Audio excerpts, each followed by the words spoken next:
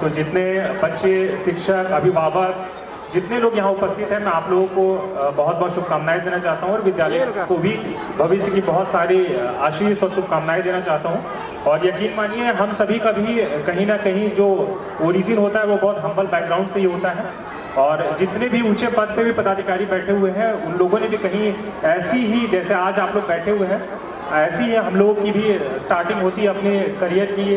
बचपन हमारा भी ऐसा ही बीतता है। तो शफीक जी, आप यकीन मानिए कि आप और आपकी टीम अगर पूरी तन्मयता से लगी रहेंगे तो कोई आश्चर्य नहीं होगा कि भविष्य में इस विद्यालय का भी कोई विद्यार्थी कभी IAS, IPS या उच्च पदों पे बैठेगा। मुझे इसमें कोई आश्चर्य नहीं होगा। तो मैं पूरा आप लोगों को धन्यवाद देना चाहूँगा। और एक जो इम्पॉर्टेंट चीज़ ये है कि संविधान के बारे में बहुत अच्छी अच्छी बातें बताई गई थी और इनफैक्ट हम सभी को पढ़ना भी चाहिए। पूछा जा रहा था कि हम लोगों ने संविधान पढ़ा है, तो मैं तो बोल सकता हूँ मैंने तो पढ़ा है। तो आप सभी लोगों को भी चाहिए। और ख़ास करके मुझे लगता है जो विद्यार्थी कक्षाओं में पढ़ते हैं तो उनका जो सोशल साइंस में सिविक्स की स्टडीज़ होती हैं, मुझे पूरी उम्मीद है कि उसमें भी बहुत अच्छे से बताया जाता हो कि हमारा कॉन्स्टिट्यूशन क्या है।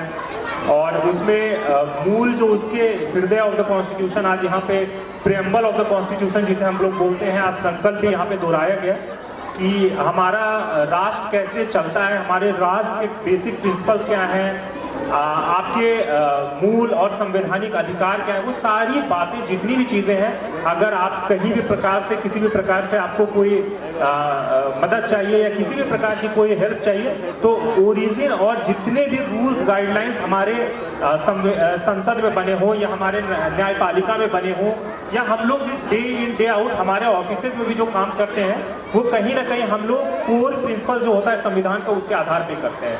हमारा जैसे सबसे पहले ध्येय रहता है कि हमारा इक्वालिटी बिफोर लॉ, हमारी जितनी भी एक्ट्स बनते हैं, बायलॉज बनते हैं, जितने नियम कानून होते हैं वो कहीं ना कहीं सभी लोग लॉ कानून में एक नज़र से देखा जाता है। तो हम सभी को पढ़ना चाहिए, हम लोगों को जानना चाहिए।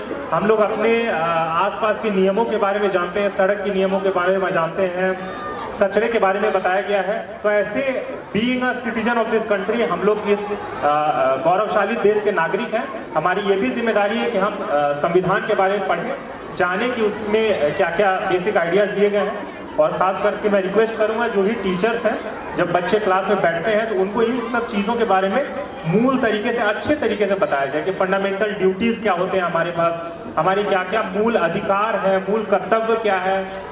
और हमारे जैसे कि एक आज प्रियम्बल में बताया गया था कि आज हम लोगों ने 26 नवंबर, जब लास्ट में बच्चियां पढ़ रही थी तो उन्होंने बोला कि 26 नवंबर दिन 1949 को we adopt, enact and give to ourselves, हम आज अंगीकृत करके खुद को संविधान दे रहे हैं। 26 नवंबर 1949। तो भाई 26 जनवरी को हम लोग क्यों रिपब्लिक डे मनाते हैं?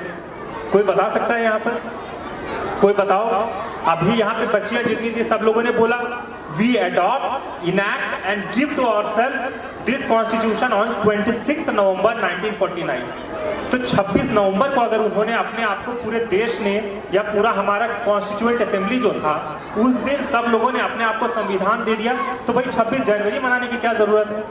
वो एक्चुअली में ये है कि 1929 का जो सेशंस हुए थे कांग्रेस के, तो उस वक्त डिसाइड हुआ था कि 26 जनवरी 1930 को हम लोग पूर्ण स्वराज मनाएंगे। उस टाइम तो ब्रिटिश के अंडर थे हम लोग। तो 26 जनवरी 1930 को सबसे पहले हमारा राष्ट्रीय तिरंगा झंडा लहराया गया था। तो उस दिन को हम लोगों ने पूर्ण स्वराज, कंप्लीट इंडिपेंडेंस डिक्लेयर किया गया था। तो जब 26 नवंबर को हमारा संविधान बना, उस दिन हम लोगों ने ले लिया, लेकिन याद किया हम लोगों ने कि 26 जनवरी को भी इंपॉर्टेंस देना है, इसलिए हम लोगों ने 26 जनवरी को मनाया। तो बहुत सारी ऐसी चीज़ें हम लोग किताबों में पढ़ लेते हैं, लेकिन एक्चुअली में जो बेसिक प्रिंसिपल्स होता है, जो उसकी मूल भावनाएं होती है, वो हम लोग से छूट जाता है। तो इसमें सबसे अहम रोल रहता है जो भी शिक्षक वगैरह हैं, वो भी खुद भी जाने उस चीज़ को। और इनफैक्ट हम लोग भी बच्चे तो हमें भी उतनी जानकारी नहीं थी। ये हमारा जो विज़न डेवलप हुआ, एक तो कार्य करने के बाद डेवलप हुआ है, दूसरा तैयारी के वक्त भी हम लोगों के काफ़ी सारे कॉन्सेप्ट्स क्लियर होते हैं। तो बचपन में इतनी छोटी छोटी जानकारियाँ नहीं होती है, बट फिर भी बीइंग अ रिस्पॉन्सिबल सिटीजन, बच्चे हैं, ये हमारे देश के भविष्य हैं। मैं उम्मीद करता हूँ कि इनको जो भी पढ़ाया जाता है वो प्रैक्टिकल तरीके से भी पढ़ाया जाए और बेसिक छोटी छोटी चीज़ें ये सब बताई जाए। फंडामेंटल ड्यूटीज़ आप रिलेट करके बताइए कि हम समाज में रहते हैं, हमारे पास पर्यावरण को स्वच्छ रखने का एक फंडामेंटल ड्यूटी है। वही किसी बच्चे से पूछ लिया आप पर्यावरण को कैसे स्वच्छ रखिएगा, वो बच्चा बताएगा कि सर मैं ना प्लास्टिक का इस्तेमाल नहीं करूँगा, मैं कचरे के डब्बे में डालूंगा। दूसरा कोई बोलेगा सर मैं नाली का जो पानी है उसको अपने सोखते में गिराऊंगा, बाहर नहीं फेंकूंगा। तीसरा कोई और बोलेगा कि सर मेरे घर में जो वेजिटेबल्स रहते हैं या जो हमारे घर में सब्जियां बची हुई रहती हैं उसको हम कंपोस्ट या खाद बना के हम अपने किचन गार्डन में इस्तेमाल करेंगे। तो ऐसे ऐसे प्रश्न जब बच्चों को पूछा जाएगा तो एक साइंटिफिक टेम्पर डेवलप होगा, और वो भी हमारे directive principle of state policies, ये भी संविधान में लिखा हुआ है कि डेवलपिंग साइंटिफिक टेम्पर, बच्चों में एक साइंटिफिक टेम्पर डेवलप करने की आवश्यकता है। तो इसीलिए मैं एक्सपेक्ट करता हूँ, मुझे पूरी उम्मीद है कि आपकी टीम अच्छे से लगी होगी इस चीज़ में, और बच्चों से भी मैं अपेक्षा होगी कि आप लोग भी सिर्फ किताब को ना पढ़ें, किताब के बीच में जो चीज़ें हैं वो सबको भी पढ़ें। और आप लोग निश्चित तौर पे आपको इतना एक अच्छा एनवायरनमेंट दिया गया है, इतना अच्छा एक माहौल मिल रहा है आप लोग को पढ़ने का, मुझे पूरी उम्मीद है कि निश्चित तौर पे आप लोग भविष्य में अच्छा करेंगे। आपको और आपके अभिभावकों को बहुत बहुत मेरी तरफ से शुभकामनाएं रहेंगी। और पुनः शफीक जी आपने मुझे यहाँ इन्वाइट किया, thank you very much and best wishes to all you. Thank you very much.